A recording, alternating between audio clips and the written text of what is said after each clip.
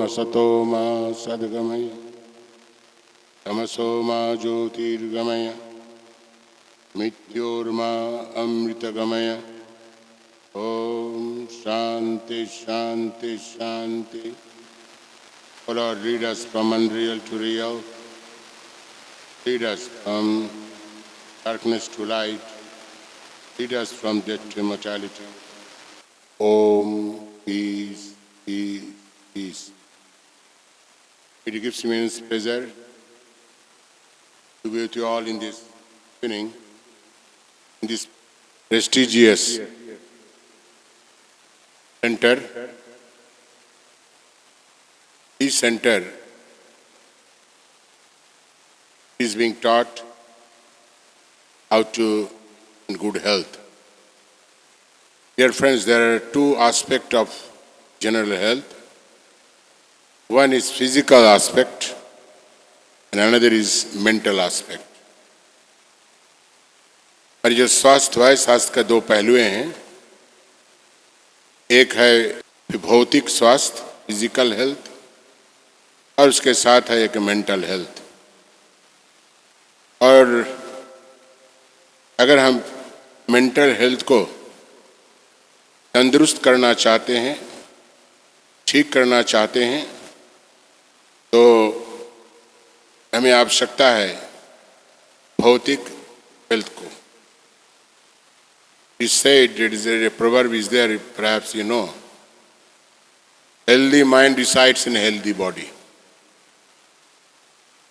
जब हमारा भौतिक शरीर ठीक रहता है तब हमारा मानसिक स्वास्थ्य भी ठीक रहता है। जब भौतिक शरीर ठीक नहीं रहता है, बहुत सारे रोग बीमारियां रहती है,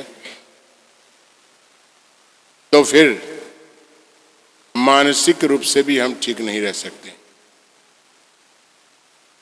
This physical health and mental health are closely interconnected, interdependent, निर्भरशील है। फिजिकल हेल्थ लोगों का जो हम देखते हैं आज के दिन में, फिजिकल हेल्थ की अवस्था ठीक नहीं है। बहुत सारे बीमारी से हम परेशान हैं, particularly the diabetes. कहा जाता है कि diabetes is the capital of the world. Diabetes जो है ये कैपिटल बन गया है। लोगों को डायबिटीज से आप परेशान हैं, तो क्यों? इसका कारण क्या है? What is the cause? हमारा स्वास्थ्य ठीक नहीं रहता है। अगर हम थोड़ा से गहराई से सोचें, you go into depth, you will find कि हमारा जो लाइफ स्टाइल है, भोजन एवं लाइफ स्टाइल दोनों ही जिम्मेदार है ये फिजिकल हेल्थ के लिए। अब गीता में पाएंगे भगवान कृष्ण कहते हैं, 6th chapter nicely has dealt this point कि हमें किस तरह जीवन जीना है, how to live good life, good health. उन्होंने एक सही कहा, कहते हैं युक्ताहार विहारस्य। वो कहते हैं कि परिमित रूप से खाना, परिमित रूप से भोजन करना, परिमित रूप से सोना, परिमित रूप से भोग करना, परिमित रूप से काम करना। जब हम सब कुछ परिमित रूप से करते हैं, इसको कहते हैं मॉडरेशन। जब खाने में हम परिमित रूप से खाना खाते हैं और ज़्यादा अगर खाना खाते हैं तो फिर शरीर के लिए ठीक नहीं रहता है, और ज़्यादा भोजन करने से रोग का कारण बन जाता है। हम खा लेते हैं, लोभ में पड़ के खा लेते हैं और खाने के बाद रोग हो जाता है, बीमारी हो जाती है। इसलिए भगवान कृष्ण कहते हैं सब कुछ परिमित रूप से करो, do it, do everything in moderate way. ज्यादा खाने से बीमारी होगी, ज्यादा सोने से तुम निकम्मा बन जाओगे, ज्यादा अगर काम करोगे तो तुम थक जाओगे, शरीर खराब हो जाएगा। I wonder nowadays the young people, they are working, they are sitting before the computer for a long time.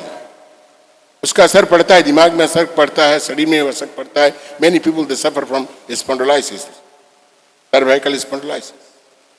इसलिए भगवान कृष्ण कहते हैं अगर शरीर को ठीक रखना है सब कुछ परिमित रूप से करो, मॉडरेट वे से करो।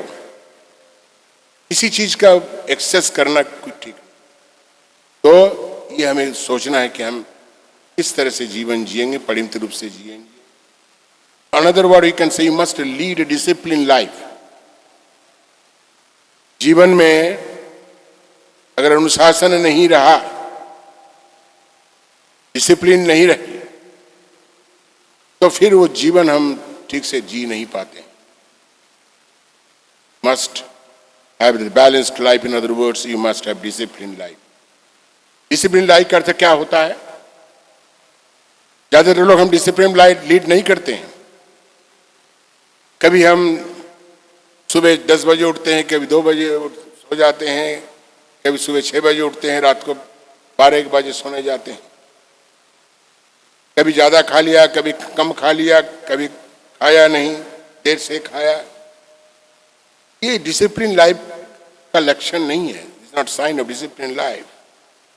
इसलिए डिसिप्लिन लाइफ हमें जीना है और सब कुछ समय से करना है।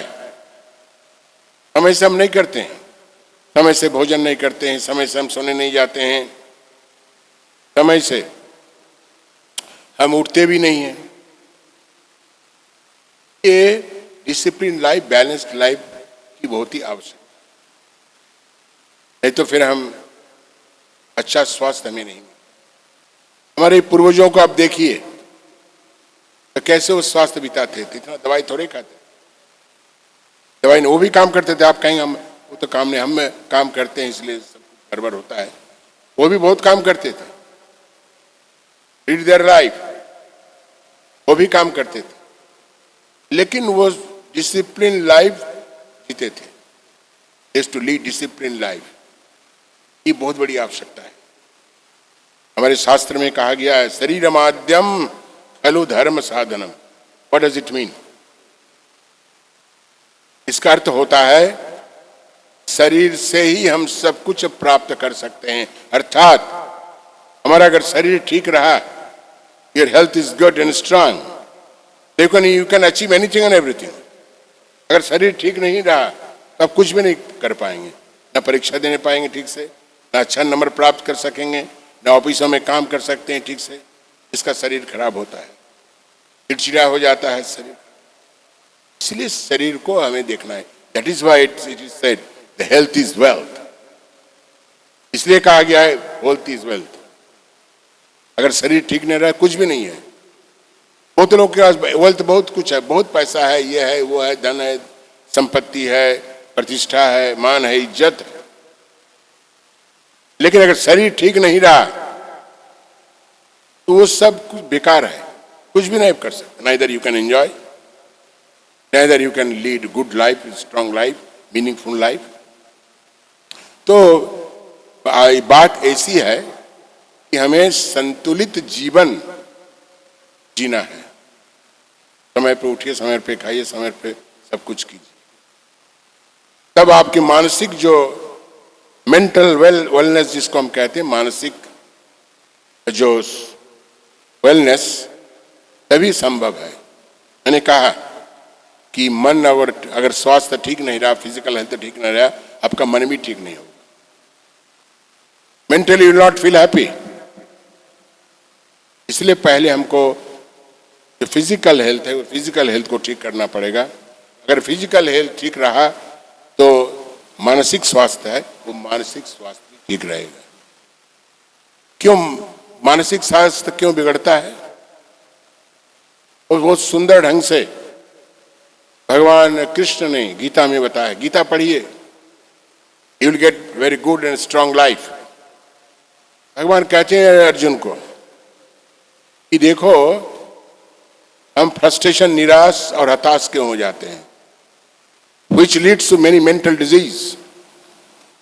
When your desires are not fulfilled, your desires are frustrated. जब हमारी कामना और वासनाएं पूर्ति नहीं होती है, then we feel frustrated. Many of us feel. इसलिए, और फ्रस्ट्रेशन से क्या होता है, बहुत ही सुंदर ढंग से भगवान कृष्ण अर्जुन को बताते हैं, अर्जुन को हम सबको बताते हैं। Frustration leads to what? सबके जीवन में फ्रस्ट्रेशन आती है। फ्रस्ट्रेशन, अगर कोई हमारी जो आसक्ति, जब किसी वस्तु को आप चाहते हैं तो एक आसक्ति की उत्पन्न होती, आसक्ति उत्पन्न होती, और आसक्ति के कारण आपके मन में कामना और वासनाएं होती है, और आप चाहते हैं कि कामना और वासनाओं को हम पूरा करें। जब आप कामना और वासना को पूरा नहीं कर पाते हैं, देन यू फील फ्रस्ट्रेटेड, तब मन खराब हो जाता है। और जब मन खराब हो जाता है और कामना और वासनाओं की पूर्ति नहीं होती है, लीड्स टू एंगर, गुस्सा आ जाता है, मन खराब हो जाता है। जब हमारे कामना और हर के सबके जीवन में, all we are sitting here, सबके जीवन में होता है। बताइए आप गहराई से सोचिए। और फिर एंगर लीड्स टू बुद्धिनाश। जब क्रोध हो जाता है, मन में क्रोध उत्पन्न होता है कि हमको ये नहीं मिल रहा है, वो नहीं मिल रहा है, तो क्रोध से क्या होता है? क्रोध से हमारा बुद्धि भ्रष्ट हो जाता है। Intellect doesn't function, intellect get diluted, जिसको हम कहते हैं बुद्धि भ्रष्ट, हिंदी में कहते हैं। और बुद्धि भ्रष्ट होने से हमारी जो स्मृति है, मेमोरी, वो भी खत्म हो जाती है। And at last what happens? सब कुछ बेकार हो जाता। इसलिए भगवान कृष्ण कहते हैं कि ज्यादा कामना और वासनाओं के पीछे मत दौड़ो।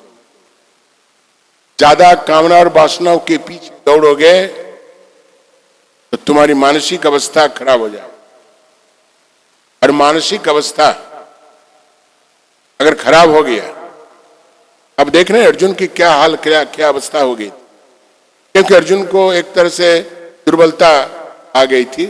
दुर्बलता का कारण है आसक्ति, और आसक्ति के कारण अर्जुन का क्या हाल हो गया था? Perhaps most of you have read Bhagavad Gita. कितना निराशा, कितना हताशा अर्जुन मन में। जो अर्जुन इतना धनुर्धर, जो Arjun the best Archer of his time, the great soldier arjuna, और वो कहता है कि मैं युद्ध नहीं करूंगा।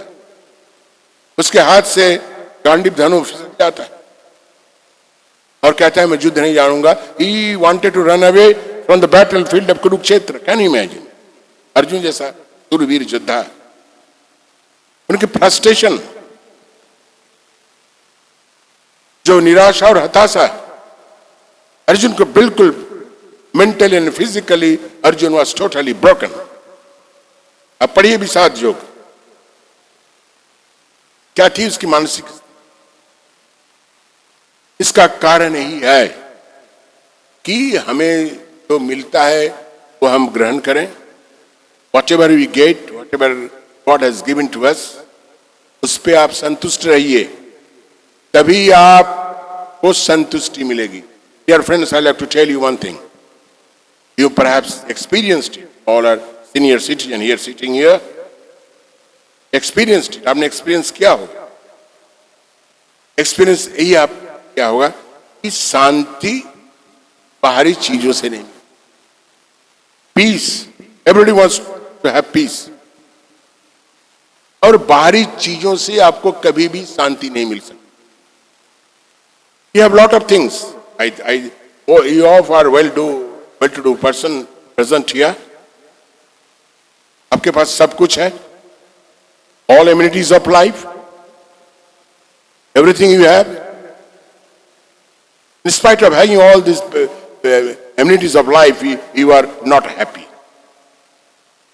मैं ये करता हूं, मैं बहुत बड़े बड़े लोगों के पास जाता हूं प्रवचन करने के लिए, कुछ करने के लिए, और भारतवर्ष के 2 नंबर इंडस्ट्रियलिस्ट, सुन लीजिए कान खोल के, उन्होंने हमको निमंत्रण किया, he invited me to his house, प्रवचन सत्संग करने के लिए, हमको खिलाया पिलाया, दान दक्षिणा भी दिया. At the end that great industrialist he's opened his heart and said, Swamiji, I have everything, पैसा, धन, दौलत, मकान, गाड़ी, सब कुछ है, लेकिन एक चीज नहीं है. What is that? शांति. ये स्वामीजी कैसा हो सकता है? शांति कैसे मिल सकती है? How to get peace? And it is verifiable and verified. क्या है वेरीफाइड एंड वेरीफाइबल है कि बाहरी चीजों से आपको शांति नहीं मिली. I am talking about the spiritual health, I am talking about the spirituality. क्योंकि आज के दिन में मानसिक शांति के लिए हम आध्यात्मिकता को अपनाना चाहते हैं. आप शायद विद्वान हैं, पढ़े होंगे, बहुत सारी चर्चाएं आजकल हो रही है. क्या चर्चाई हो रही है? Bring spirituality at the working place. हो रहा है कि नहीं बताओ? कि काम करने के जगह हम आध्यात्मिकता को कैसे ला सकते हैं. व्हाई? बिकॉज काम करते हैं, काम करते करते थक जाते हैं, जो काम करते हैं उसमें आनंद नहीं मिलता है, तृप्ति नहीं मिलती है. So most of us do not know how to do work. You do not know how to do It was a technique of doing work. हम काम करते हैं, हम काम करने की कला नहीं जानते हैं, और काम करने की कला नहीं जानने के लिए हमें दुख होता है, कष्ट होता है. इसलिए भगवान कृष्ण फिर कहते हैं कैसे काम करना है. Very famous shloka, all of you know, Bhagavad Gita, wonderfully friend. What is that? कर्मण्येवाधिकारस्ते. काम करते जाइए, काम करने में आपका अधिकार है, लेकिन आपको कर्म फल में अधिकार नहीं है. लेकिन कर्म फल में अधिकार कैसे आप करें? कर्म फल आपके हाथ में नहीं है. आपको जो करना है कर सकते हैं, वो काम कर सकते हैं. काम करते जाइए, अच्छे से काम करते जाइए. And again you may raise question, where you get the motivation for doing work. ये भी आप जान लीजिए कि अगर अच्छा कर्म आप करते हैं आपको अच्छा फल मिलता है, अगर बुरा कर्म करते हैं तो बुरा फल मिलता है. इसलिए आप अच्छा काम कीजिए, आपको अच्छा फल मिलेगा. इसके लिए माथा पीछी करने की आवश्यकता नहीं. इसलिए मैं कह रहा था कि आज आध्यात्मिक लोग अपनाना चाहते, आध्यात्मिकता को अपनाना चाहते. And to practice spirituality you must practice one thing, and that is called unselfish. निस्वार्थ पड़ता है. Most of us are very selfish. बुरा मत मानिए, ये घटना है. सेल्फिश. अगर हम सब सेल्फिश बन जाते हैं तो ये सेल्फिशनेस से हमें शांति और तृप्ति नहीं मिल सकती. That is why very nicely told by Swami Vivekananda, great prophet, saint of India, कि unselfishness is the test of his. अब आध्यात्मिक बनना चाहते हैं शांति के लिए, try to practice unselfishness.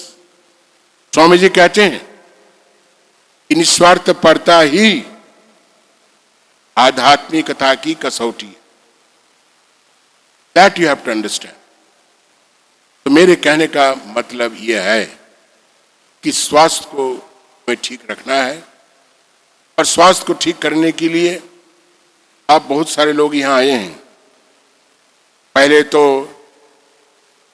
जब हम 10, 15 साल, 20 साल पहले की बात करते हैं, और उसके आगे और भी, तो एलोपैथिक चिकित्सा बहुत उसका प्रचार और प्रसार हुआ. And to be very frank, the allopathic चिकित्सा, the treatment, has brought about a great revolution in medical system, can't deny it. And unfortunately, at that time, हमने अपना जो हमारी जो पुरानी विरासत है, जो आयुर्वेदा है, बहुत पुरानी है, उसको हमने छोड़ दिया, उसको हमने भूल गया और हम सब ये एलोपैथिक ट्रीटमेंट, अब एलोपैथिक ट्रीटमेंट करते करते हम देख रहे हैं there are many diseases which cannot be prevented or cured by the allopathic way of treatment. And frankly speaking, allopathic treatment is very costly. All cannot afford it. और इसके कारण हम क्या देखते हैं, फिर से again the idea of alternative medicine, जिसको हम अंग्रेजी में कहते हैं, ऑल्टरनेटिव मेडिसिन जो आप कर रही हैं, नेचुरोपैथी, वो सबक कर, और उससे और भी मैं कहना चाहूंगा, just I was talking to them, gentleman standing there, कि ये आपको मानना पड़ेगा, सबको मानना पड़ेगा, डॉक्टर को मानना पड़ेगा, मरीजों को मानना पड़ेगा, each system has its own limitation. क्या प्रत्येक एलोपैथी का भी लिमिटेशन है, नेचुरोपैथी का अपना लिमिटेशन है, मात्रा है, और ये हमें देखना है कि हम जब हमसे एलोपैथिक से नहीं होता है तो मैं आयुर्वेदिक का आयुष आयुर्वेद जो के ट्रीटमेंट या आप ले रहे नेचुरोपैथी का ट्रीटमेंट मैं देख रहा था, and you are getting good result, you are getting relief, continue it, छोड़िए नहीं। हाँ, कुछ कुछ बीमारियां ऐसी होती है, तो मैं कह रहा था, if you have acute appendicitis, तो आप पानी पिलाते रहेंगे और उसको हाइड्रोथेरापी करेंगे, वो तो पर्सन मर जाए। You have to rush to the hospital, you have to go to the surgeon, get it operated. सब सिस्टम की एक सीमा है। बहुत सारे रोग होते हैं जो अच्छा नहीं होते, स्वस्थ नहीं होते हैं हम, तो फिर हम क्या करते हैं, ये सब होम्योपैथिक कराते हैं, ये नेचुरोपैथी कराते हैं, आयुर्वेदिक कराते हैं। And because I have been doing working the Ramakrishna Hospital for 53 years. There Swamiji himself is a doctor. He is also serving the hospital of Ramakrishna all over India. तो ये हमें देखा है कि ये सब जो हम कर रहे हैं सब सही हो रहा है, और उसको आप कंटिन्यू, हम छोड़ देते हैं। कभी हमने एलोपैथिक कर लिया, कभी होम्योपैथिक कर लिया, कभी आयुर्वेदिक कर लिया, कभी ये सब कर रहे हैं। इसकी जरूरत नहीं, कंटिन्यू करना है। कोई भी अगर चिकित्सा कराते हैं उसको, इसलिए मेंटल हेल्थ, अगर आप जाएंगे किसी भी देश में जाएंगे, I travel lot outside India, और हमने देखा लोगों से हम बातचीत करते हैं और सभी कहते हैं कि हम मानसिक बीमारी से परेशान हैं, we are suffering from mental अनवेलनेस।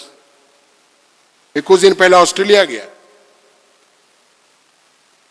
और ऑस्ट्रेलिया न्यूजीलैंड गया था, तो लोगों से मैंने बात की, भक्तों से मैंने बात की, यंग जो है उससे भी बात की। बहुत सारी समस्याएं हैं, वह ठीक है, लेकिन आज जो बहुत बड़ी समस्या उभर के आई है भारतवर्ष में भी, हमारे देश में भी, दैट इज मेंटल अनवेलनेस।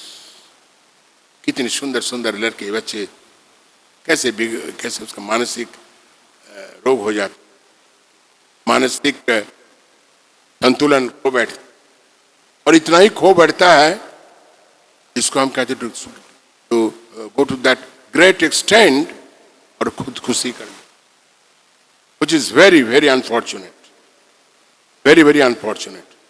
इसलिए मेंटल वेलनेस सबको कैसे प्राप्त हो सकता है? Dear friends, there are two kinds of energy. One energy is a positive energy and another is negative energy. Positive energy क्या है? आप तो योगा करते हैं। Positive energy क्या है? What is the positive energy?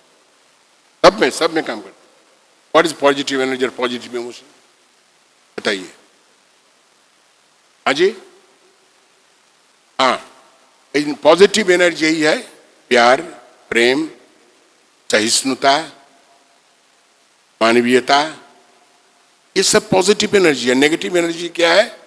Negative energy है स्वार्थपरता, हिंसा, परस्त्रीकात्रता, ये सब जो चीजें बहुत और से बहुत सारी चीजें जिसको हम कहते हैं नेगेटिव एनर्जी। और नेगेटिव एनर्जी के चलते हमारी मानसिक बीमारी होती है। अब सोच लीजिए, अब देखिए। तो please please dear friends, fill up your minds with positive energy, not negative energy. और स्वामी विवेकानंद जी बहुत सुंदर ढंग से कहते हैं पॉजिटिव एनर्जी क्या है, ऊर्जा क्या है। What is positive energy? जो एनर्जी, जो ऊर्जा हम सबको सशक्त बनाता है, make you strong and vibrant, जो एनर्जी, वो एनर्जी को हम बहुत ही साधारण रूप से कहते हैं positive energy. Positive. Now there is lot of researches are going on, seminars, symposiums are going on all over the world. What is positive energy? And dear friends, what is negative energy, negative emotion? Swami ji कहते हैं कि जिस ऊर्जा से कोई भी व्यक्ति शारीरिक रूप से, मानसिक रूप से और आध्यात्मिक रूप से और नैतिक रूप से दुर्बल हो जाता है, energy by which one becomes weak physically, intellectually, morally, spiritually, you reject that idea, reject that idea like a poison. Swami Vivekananda, विष के भांति त्याग करो। तो डियर फ्रेंड्स, आप मेंटल, मानसिक वेलनेस को अगर बरकरार रखना चाहते हैं तो आपको मन में जो है, मन को fill up your mind with positive energy. आप योगा करते हैं, क्या योगा क्या करते हैं? What is the meaning of yoga? अब योगा करते हैं, बहुत अच्छी बात है, but dear friends, don't take it otherwise. It is frankly we are now discussing, we are thinking कि yoga doesn't mean only the physical exercise. Yoga कोई व्यायाम नहीं है। And frankly speaking, yoga has become only physical exercise. ये नहीं हो सकता है, ये गलत है। योगा का तो संपर्क है केवल शरीर से नहीं, योगा का संपर्क होता है मन से। आप पढ़े हैं कि नहीं मुझे पता नहीं है। योगा के जो हमारे फादर थे, पतंजलि योग सूत्र, वो क्या कहता है? द फर्स्ट एफोरिज्म, योगस्य चित्ति वृत्ति निरोध है। पढ़िए उसको। योग करते होता है हमारा मन को शांत करना, मन को शांत करना। बहुत हम सहज ढंग से मैं कह रहा हूं, योग करते होता है मन को शांत करना। इसलिए मन को आप शांत कर सकते हैं, मेडिटेशन से शांत कर सकते हैं, और भगवान का नाम जो बहुत सारे लोग करते हैं, जाप करते हैं, उससे आप मन को शांत कर सकते हैं। नहीं तो मन को आप शांत नहीं कर सकते। इसलिए योगा आप करते हैं, और योगा का करने का अर्थ होता है कि कैसे हम मन को पॉजिटिव ऊर्जा से भर सकते हैं, पॉजिटिव पावर से हम कैसे हमारा मन को भर सकते हैं। तभी आपको शांति मिलेगी, तभी आप सही तरीके से योग कर सकते हैं। ये योग और फिजिकल एक्सरसाइज के बारे में मैं सुन रहा था, जब हम योगा दिवस जब पालन कर रहे थे, तो नरेंद्र मोदी ने बहुत अच्छी बात उन्होंने कही। अगर योगा का अर्थ होता है केवल व्यायाम करना और ये करना, जिम में जाना, तो जो लोग सर्कस में जो दिखाते हैं ना फिजिकल फीट्स, वो तो सबसे बड़े योगी बन जाते, सबसे बड़े योगी बन जाते। इसलिए योग का अर्थ होता है मन को हम कैसे केंद्रित करें, मन को हम कैसे एकाग्र कर सकते हैं, मन को हम कैसे शुद्ध कर सकते हैं, पवित्र कर सकते हैं। यही है योगा का काम, जो हम योगा आजकल कहते हैं। हाँ, फिर हम आपको यही बताना चाहूंगा कि योगा के लिए, ये ध्यान करने के लिए, जाप करने के लिए, मन को एकाग्र करने के लिए physical body must be very strong, व्यायाम की आवश्यकता है भौतिक शरीर को ठीक रखने के लिए। वो हम करेंगे। अब योगा, अष्टांग योगा पढ़िए पतंजलि जी का। एक फिजिकल एक्सरसाइज तो एक पहलू है, वन स्टेप। उसके बाद बहुत कुछ है। जस्ट ये तो गूगल में आजकल सब मिलता है। आप क्या स्टेजेस है योगा का, क्या स्टेज, और लास्ट में क्या है योगा का, क्या स्टेज है, what is the last stage of yoga. Yoga करते हैं तो क्या है? समाधि लास्ट में है। बहुत बड़ी बात है। तो मेरे कहने का मतलब यह है कि आप मेंटल वेलनेस अगर चाहते हैं तो हमें जो हमारा भौतिक शरीर है उसको ठीक करना पड़ेगा। तो जितना आप योगा करें, जितना भी करें, और जब हमारा भौतिक शरीर अच्छा हो जाता है, और मैंने पहले ही कहा, आप शायद ख्याल किए होंगे कि हेल्दी माइंड डिसाइड्स इन हेल्दी बॉडी। स्वस्थ शरीर में ही स्वस्थ मन का निवास है। इसलिए तभी हम मेंटल वेलनेस को बरकरार कर सकते। इसलिए मेंटल इसको हेल्थ को बरकरार रखने के लिए आध्यात्मिकता की आवश्यकता होती है। आई will wrap up with in 2-3 minutes. इसलिए आध्यात्मिकता की आवश्यकता है। Nowadays lot of discussions are going on spirituality. What is spirituality? आध्यात्मिकता क्या है? हम बोलते तो हैं, लेकिन most of us do not know the meaning of spirituality. Don't think the meaning of spirituality is just to go to the temple and offer some flower to the deity sitting in the temple. तिलक चंदन लगा लिया, सब कुछ कर लिया। हो सकता है आध्यात्मिकता की बहुत ही पहला स्टेज हो सकता है, करते भी हैं, लेकिन आपको जानना पड़ेगा इस आध्यात्मिकता का सब कुछ नहीं। What do you mean by spiritual? Swami Vivekananda ji बहुत, spirituality is a very vast subject, बहुत वास्ट सब्जेक्ट है।